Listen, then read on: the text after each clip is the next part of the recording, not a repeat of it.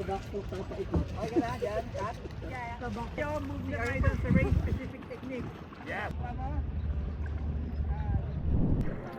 Like for example, di ba, pag maalon, itong all hands beach, wala masyadong siyang balon kasi nakatago siya, Pero pag open sea yan, open beach, pag laging maalon, nag-create siya ng kanal or mga kukay-kukay. Kasi yun na yung kung saan ka lalangoy, like papunta ka lang dagat, di ba mag-swim ka, kahit saan dagat pumunta ka.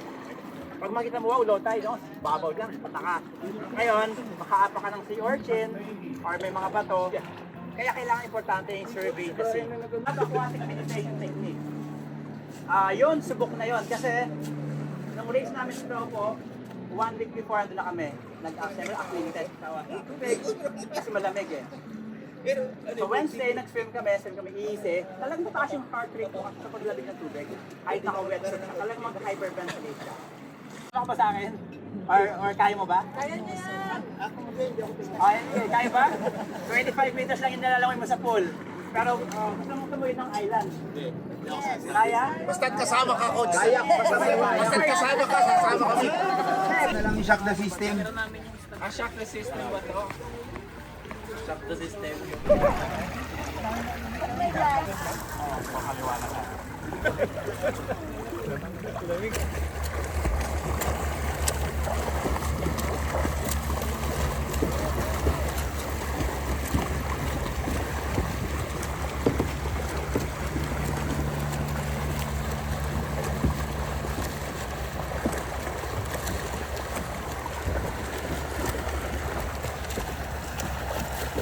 Basic survival skills. Yung kasi dapat unahin natin bago mag-swim sa gitna. Yung talaga yung confidence building na para pagdating sa gitna, alam nila yung gagawin paano mag-survive doon sa open water. Kasi pag sinabi natin open water swim, open eh. Walang tali. Lalo na walang tali, walang jet ski, mag-save sa'yo. Sometimes walang markers. Wala. So kailangan alam mo yung basic survival skills, which is napaka-importante para mag-survive ka sa open water. Pag alam mo yon, yung confidence talaga tataas. So yun yung confidence sa C part. Yeah, so letter C. Ngayon, race specific na tayo. Alright, so C is confidence. Yes. And then R, race specific. Yes. So race specific naman. Race specific. Okay. Alright, thank you. So race specific, andyan yung sighting, swim start, swim exit, ano pa, turning a buoy, turning a gano'n.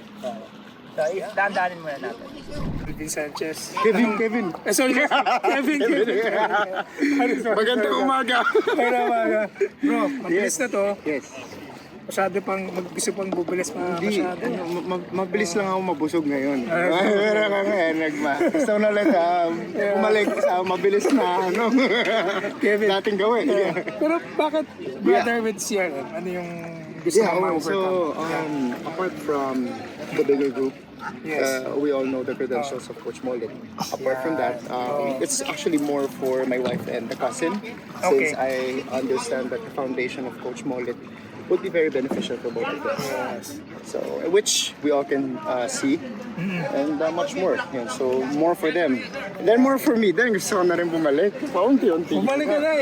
It's good you're here. Yes. It's good to see you. It's good to be here. Alright, thanks bro. Salamat. You're welcome. Thank you also. So, yan CRM method, C, confidence. Building the confidence in open water swimming. Very, very important sa mga newbie triathletes. Definitely sa mga athletes na gustong mag-PR pagdating sa swimming. For example, may race ng mga 70.3 tapos wala namang cut-off yung swim. Basta nakakalungoy ka ng 25 meters, basta alam mo yung basic survival skills, makakatapos ka. Diba? Yes. 25 meters, recover, sub-aquatic meditation technique. 25 meters, siguro by 7 o'clock bago sunset, nasa shore ka na lang. Gagawin natin, paano tayo makakatawid ng island doon? Alam natin ng sub-aquatic meditation technique, alam natin makakasin tayo 25 meters, pero hindi natin alam kung paano mag-sight. So next na gagawin natin is sighting, para makarating tayo sa island. So next is sighting drill. Okay, so race specific na tayo ha. Sighting drill, swim start, swim exit, diba? So, start tayo with sighting. So, pag sighting, kasi, i-demo ko muna. Kung may, for example, nasiko ka sa gitna, kasi washing machine yan eh. Nasiko ka, nasipa ka. For example, tapos hindi mo alam kung paano mag-survive doon. Threading, or backfloat, or subaquatic meditation technique. O paano pag sobrang tumaas yung heart rate mo, parang nag-hyperventilate ka, nagkapanik ka. And subaquatic meditation techniques. Paano mag-relax.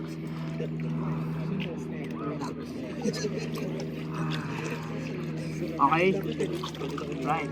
Okay, so next is sighting. Okay, pakita ko ha. Daan-daanin ka muna.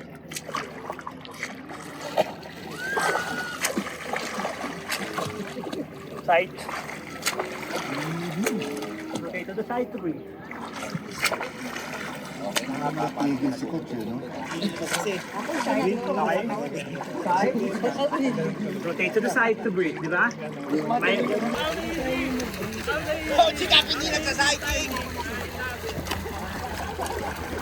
Rotate to the side. Pag pull ng right arm, rotate to the side to breathe. Diba? Side, rotate to the side to breathe. Diba?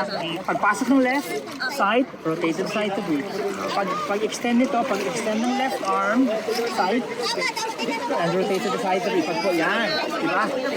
Pag pasok ng left, side, rotate to the side to breathe. Ayan. Tama ko. So, Both side, tapos breathe na kaagad. yes. Side, rotate to the side to breathe. Yung CRM, di ba kanina, confidence building. Very important din sa triathlete. Ngayon, R, very specific. So, yung isang, kahit ako, very important, no? Yung sighting. So, isang very specific na gagawin pagka during a CRM, swim or open water clinic is sighting, di ba? So, paano ba nagsasight? So, sometimes, when you count at least 3 times when you stroke, magsasight ka. So, iba-iba talaga yung preference. So, yan, ito yung ginagawa nila ngayon. So, tingnan natin. Mastery of open water swim skills. So, dito na nila ina-apply yung mga pinag-aralan namin kanina. Basic survival skills. Subaquatic meditation technique. Backfloat kung kailangan nila. Threading kung kailangan. Pero sobrang gamit na gamit yung subaquatic meditation technique. Kasi yung the best technique para mag-recover in open water swim. So, sobrang gamit na gamit. Ayan, nag-subaquatic si Cap Marlon. Si Cap Marlon, yung na-practice niya yung subaquatic meditation technique para mag-recover. So, once mababa na yung heart rate niya, then This is the open water. We're applying the race specifics in CRM. So kanina, building confidence. Ngayon, race specifics, especially sighting, yung mga entry, even exits, saka yung mga, yung mga very important, looking at the buoys, looking at the markers. Yan, very important. Yes, open water swim. So yan yung method natin. Watch on. So we're gonna do 4 loops. Let's go.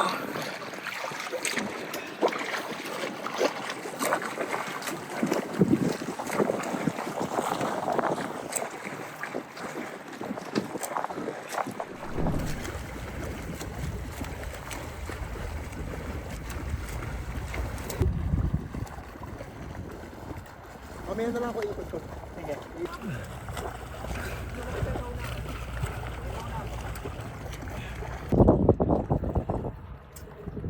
Ramil, very good. Ayun, tama, perfect. Red, very good.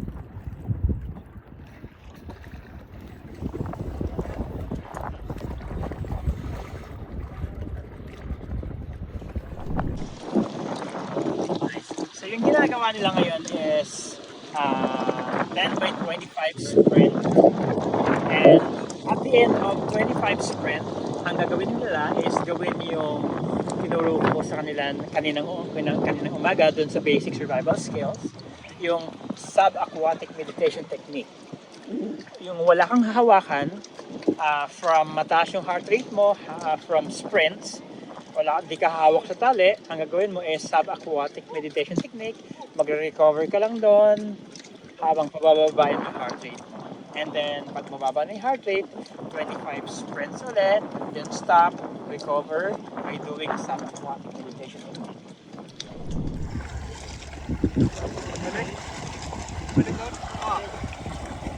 Ready, pahinga ka muna. Okay, okay yan.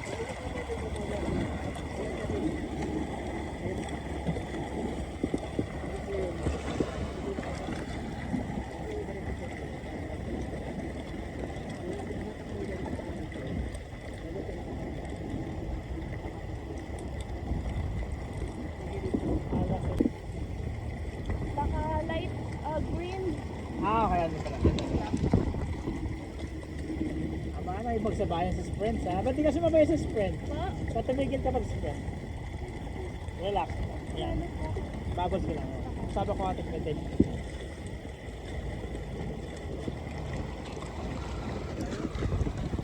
So ginawa namin is basic survival skills. Almost 2 hours din yon. And after that, race-specific technique drills, mastery of open water swim skills.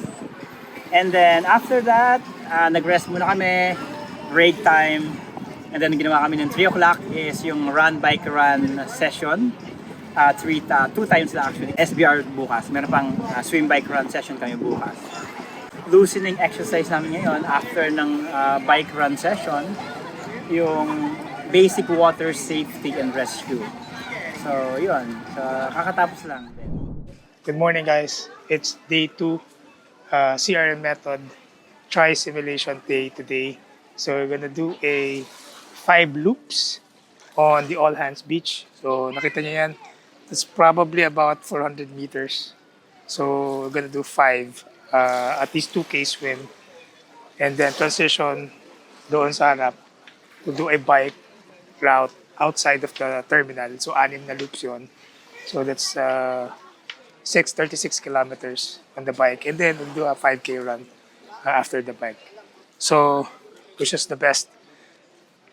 See you later in the video. Let's go.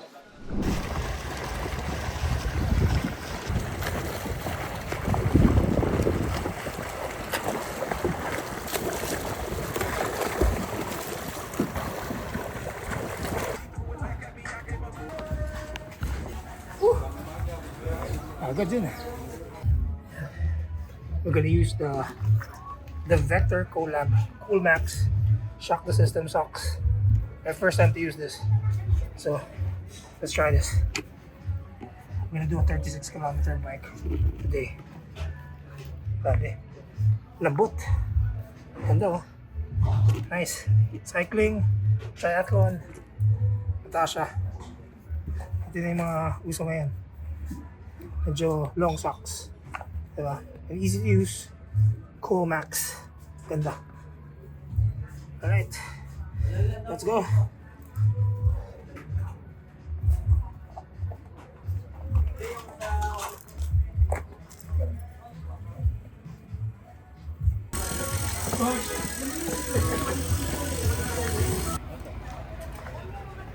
$36-kilometer ride. Let's go.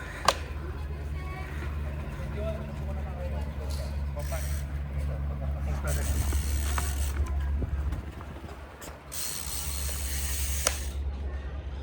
Diretso na ako. Ay, saan na lang?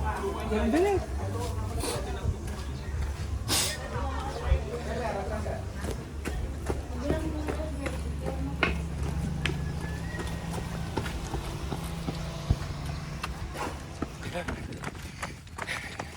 So this is what it means to shock the system. Yeah. 2025. Let's go.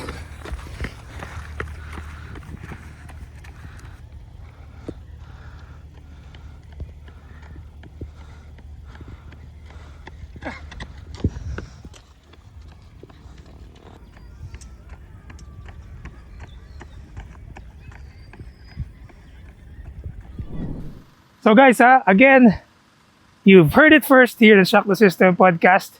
No, we joined Coach Ronald Mollett on a 2-day open water swim and Tri-Simulation Clinic here at All Hands in Subic. And ang dami namin nalaman, no? CRM, confidence, race-specific techniques na pwede nyo ma-apply sa next na race po ninyo.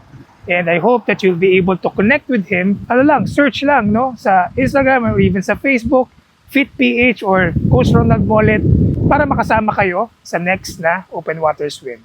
So again, this has been Raul Ramos. We hope to see you on the next episode. Shock the system. Bye.